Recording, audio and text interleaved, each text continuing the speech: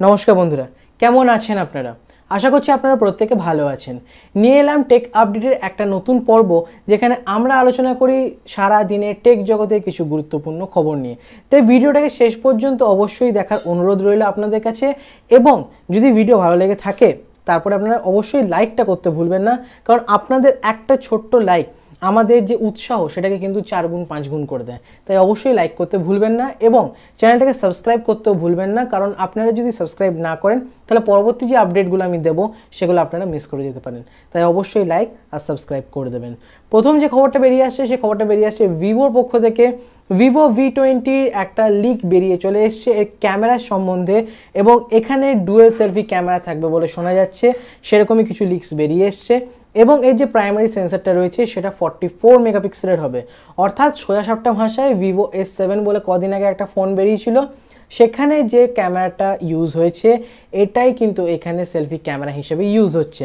তো নতুনত্ব এই ফোনটার মধ্যে সেলফি ক্যামেরার দিক দিয়ে কিছু থাকছে না, হয়তো আমরা প্রসেসরে একটা আপগ্রেডেশন দেখতে পাবো, রিয়ার সাইডে ক্যামেরা একটা আপগ্রেডেশন দেখতে পাবো। দেখা যাক ভিভো V20-তে কী কী থাকে। পরবর্তী যে খবরটা বেরিয়েছে সেটা রেডমির পক্ষ থেকে বেরিয়ে আসছে। রেডমি 9 সিরিজ কিন্তু সেই সময় নাম নিচ্ছে না। আরও একটা ফোন লিস্টেড হয়ে গেছে MI এর গ্লোবাল RF এক্সপোজার যে ওয়েবসাইট, সেখানে সেই মডেলটার নাম হচ্ছে রেডমি 980। দেখে মনে হচ্ছে এটা রেডমি 9-এরই একটা রিব্র্যান্ডেড ভার্সন, মেবি এটা হতে পারে। 6.53 ইঞ্চির HD+ IPS LCD ডিসপ্লে থাকছে, মিডিয়াটেক হেলিও G25 এর প্রসেসর থাকছে, 13 মেগাপিক্সেলের একটা রিয়ার ক্যামেরা থাকছে, আর সামনের দিকে সেলফি ক্যামেরার যদি কথা বলি তো 5 মেগাপিক্সেলের সেলফি ক্যামেরা থাকছে। 5000 mAh এর ব্যাটারির সাথে 10 ওয়াটের একটা স্ট্যান্ডার্ড চার্জার দেওয়া হচ্ছে আপনাকে। 2GB 32GB এর বেস ভেরিয়েন্ট হচ্ছে।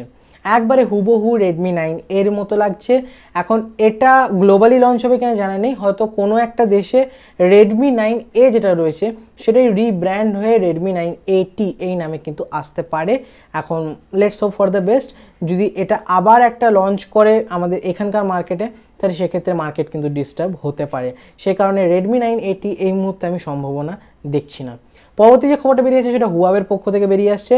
হুয়াওয়ের আজকে একটা ভালো অ্যাফোর্ডেবল ট্যাব লঞ্চ হয়ে গেছে ইন্ডিয়াতে, সেটা হচ্ছে হুয়াওয়ে মেটপ্যাড T8, যেখানে থাকছে 8 ইঞ্চি HD+ LCD ডিসপ্লে, মিডিয়াটেকের 8768 এর প্রসেসর, আর তাছাড়া 5 মেগাপিক্সেলের রিয়ার ক্যামেরা, 2 মেগাপিক্সেলের selfie camera, 2GB 32GB base variant হচ্ছে, 5100 mAh এর ব্যাটারির সাথে 5 ওয়াটের একটা স্ট্যান্ডার্ড চার্জার দেওয়া হয়েছে, অ্যান্ড্রয়েড 10 এর সুবিধা থাকছে।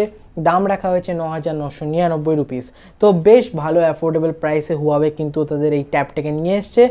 যদি গুগল সার্ভিস থাকতো এই ট্যাবটা one of the best selling tab হতো এই প্রাইস রেঞ্জে। এই প্রাইস রেঞ্জে সত্যি কথা বলতে ভালো ট্যাব কিছু নেই, সেখানে হুয়াওয়ের এই ট্যাবটা কিন্তু বেশ ভালো বাজার দখল করতে পারতো যদি তাদের সঙ্গে গুগলের টাই অ্যাপটা থাকতো।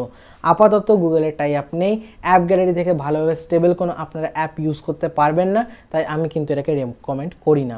পরবর্তী যে খবরটা বেরিয়ে আসছে সেটা বোটের পক্ষ থেকে বেরিয়ে আসছে। বোট আজকে একটা ওয়্যারলেস নেক ব্যান্ড লঞ্চ করেছে যার নাম হচ্ছে বোট রকার্স 335, এবং এখানে ব্লুটুথ ভেরিয়েন্ট 5.0 উপর এটা রান করে।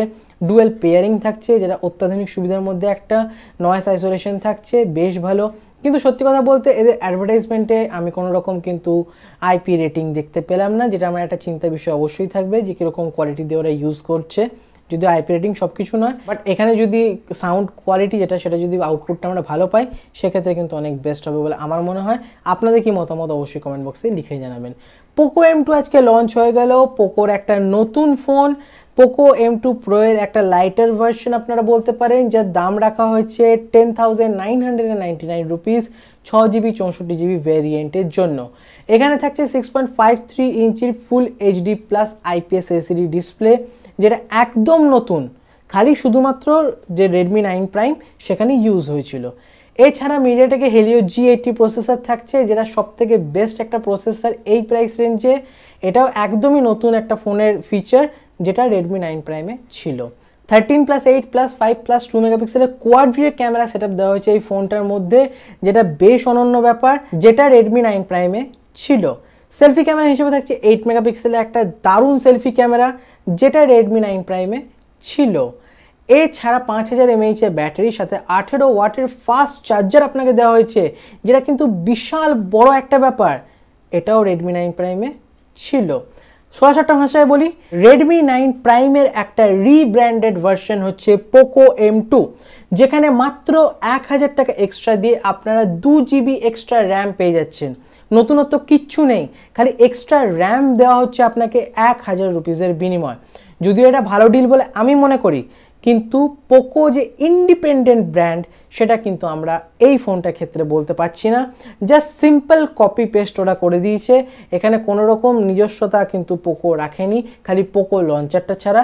সুতরাং আপনারা যারা রেডমি 9 প্রাইম ইউজ করছেন তাদের জন্য একটা সাজেশন আমার থাকবে, জাস্ট গুগল প্লে স্টোর থেকে পোকো লঞ্চারটাকে ডাউনলোড করুন, এখনই অ্যাক্টিভেট করে দিন, আপনার ফোনও হয়ে যাবে পোকো M2। সুতরাং কোনো চিন্তা করার আপনার কিছু নেই। খালি আপনাদের জন্য একটু খারাপ লাগছে যে আরও 1000 টাকা যদি আপনি এক্সট্রা খরচা করতেন বা আপনার বাজেটের মধ্যে ছিল, তাহলে আপনারা কিন্তু র্যাম 2GB এক্সট্রা পেতেন, সেটা কিন্তু আপনি এই ফোনটার মধ্যে অর্থাৎ রেডমি 9 প্রাইমের মধ্যে পাবেন না। তো এটাই যে একটা দুঃখের বিষয়, আদারওয়াইজ পোকো M2 আর এটার মধ্যে কোনো পার্থক্য নেই। পরবর্তী যে খবরটা বেরিয়ে আসছে সেটা রিয়েলমির পক্ষ থেকে বেরিয়ে আসছে। রিয়েলমি 6 Pro আর রিয়েলমি 7 Pro দুটোতেই কিন্তু নতুন একটা আপডেট চলে এসছে। তো এই OTI আপডেটটা আপনারা চাইলে কিন্তু ডাউনলোড করে নিতে পারেন। তবে এখনও পর্যন্ত যদি আপনার ফোনে না আসে থাকে তাহলে চিন্তা করার কোনো কারণ নেই, খুব জলদি আপনাদের ফোনেও চলে আসবে। এখানে বিশেষত কিছু এক্সট্রা এনহ্যান্স করা হয়নি, খালি সিকিউরিটি প্যাচ আপডেট দেওয়া হয়েছে সেপ্টেম্বরে। তো আপনারা চাইলে কিন্তু এটা ডাউনলোড করে নিতে পারেন। পরবর্তী যে খবরটা বেরিয়ে আসছে সেটা ভারতীয়দের জন্য বেশ গুরুত্বপূর্ণ, কারণ পাবজি ব্যাক করছে। কদিনের মধ্যেই কিন্তু পাবজি ব্যাক করবে বলে শোনা যাচ্ছে। অ্যাকচুয়ালি পাবজি হচ্ছে দুটো কোম্পানির মেলবন্ধন, একটা হচ্ছে ব্লু হোল কোম্পানি আর একটা হচ্ছে টেনসেন্ট গেম, যেটা চায়নার। তো টেনসেন্ট গেমকে ব্যান করে দেওয়া হয়েছে ইন্ডিয়ান গভর্নমেন্টের তরফ থেকে, এবং এই যে টেনসেন্ট গেম সেটাই এই ইন্ডিয়ান পাবজিটাকে মেনটেন করে। তাই ব্লু হোল কোম্পানি কি বলেছে, আমরা টেনসেন্টের সঙ্গে যে টাই আপটা রয়েছে সেটা ইন্ডিয়ার ক্ষেত্রে অ্যাপ্লিকেবল করব না, আমরা টোটালি নিজেরা আসবো। যেহেতু ব্লু হোল একটা সাউথ কোরিয়ান কোম্পানি, তাই সেক্ষেত্রে কোনো রকম প্রবলেম হবে না, পাবজি কিন্তু ব্যাক করবে। সেখানে সম্পূর্ণ 100% রাইট থাকবে ব্লু হোল কোম্পানি। তো কোনো রকম ডেটা চুরির ভয়ও নেই, আপনারা ভালোভাবে পাবজি খেলতে পারবেন ভবিষ্যতে, যদি এটা ব্লু হোল কোম্পানি পুরোটাই নিজেরা দেখাশোনা করে তাহলে। তাই ডেফিনেটলি এখানে একটা বেশ ভালো ইমপ্রুভমেন্টের ব্যাপার আসছে ব্লু হোল কোম্পানির তরফ থেকে, এবং ইন্ডিয়াতে পাবজি ব্যাক করছে। তাই আপনাদের জন্য এই সুখবরটা রয়েছে আজকে টেক নিউজে। তাই এই খবরটা শোনার পর আপনারা অবশ্যই লাইকটা করে দেবেন, কারণ খুশি হয়েছেন তাহলে লাইক তো আমি একটা চাইবই, তাই অবশ্যই লাইক করে দেবেন। পরবর্তী যে খবরটা বেরিয়ে আসছে সেটা রেডমির পক্ষ থেকে বেরিয়ে আসছে। আজকে ইন্ডিয়াতে রেডমি ব্যান্ড লঞ্চ হয়েছে, আর এটা কম দামে বেশ ভালো একটা ব্যান্ড লঞ্চ করেছে ওরা। এলসিডি প্যানেল থাকছে এখানে, অ্যামোলেড এই প্রাইস রেঞ্জে দেওয়া যায় না, তাই ওরা এলসিডি প্যানেল দিয়েছে। ওয়াটার প্রুফ রয়েছে, 24x7 হার্ট রেট মনিটর করতে পারবেন আপনি, যেটা একটা বেশ ইউনিক ফিচার বলে আমার মনে হয়। 1599 রুপিসের দাম রেখেছে। এই প্রাইস রেঞ্জে বিশাল যে ভালো আপনি একটা ব্যান্ড আশা করবেন সেটা কিন্তু নয়, কিন্তু রেডমি করে দেখিয়েছে। এখন কত ভালো এই ব্যান্ডটা হয় সেটা তো ইউজ করার পরই কেউ বলতে পারবে, বাট অন পেপার কিন্তু এই প্রাইস রেঞ্জে একটা ভালো স্মার্ট ব্যান্ড রয়েছে বলে আমার অন্তত মনে হয়। সো আই হোপ যে রেডমি এটা বেশ ভালো এফেক্টিভ প্রাইসেই লঞ্চ করেছে, অ্যান্ড এটা আই হোপ যে এটা ভালো সেল হবে। পরবর্তী যে খবরটা বেরিয়ে আসছে সেটা বেরিয়ে আসছে শাওমির পক্ষ থেকে, যেটা একটা বেশ গুরুত্বপূর্ণ একটা ইন্টারেস্টিং খবর। শাওমি আজকে একটা নতুন পেটেন্ট ফাইল করেছে, যেখানে ওরা রিয়ার আর ফ্রন্ট দু সাইডে পপ আপ ক্যামেরা পেটেন্ট করেছে। মানে আপনারা যখন ফোনে এরকম করে পিকচার ক্যাপচার করবেন, তো রিয়ার ক্যামেরা যখন ইউজ করবেন তখন রিয়ার পপ আপ ক্যামেরা বেরোবে, আবার সামনের দিকে করলে সামনের যে পপ আপ ক্যামেরা সেটা ইউজ হবে।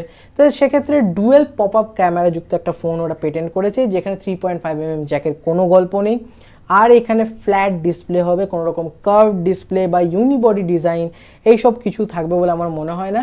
ফ্ল্যাট ডিসপ্লের সাথে কিন্তু এই ফোনটা আসতে পারে বলে শোনা যাচ্ছে। হয়তো আগামী বছর বা তার পরের বছর এই ধরনের ফোন কিন্তু আমরা দেখতে পারি।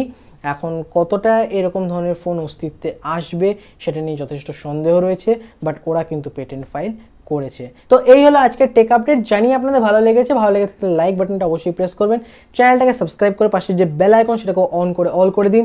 এতে কী হবে, আমি যখন নতুন কোনো ভিডিও আপলোড করবো সবার আগে নোটিফিকেশন আপনাদের কাছে পৌঁছে যাবে। দেখা হচ্ছে পরবর্তী ভিডিওতে, ততক্ষণের জন্য বিদায়।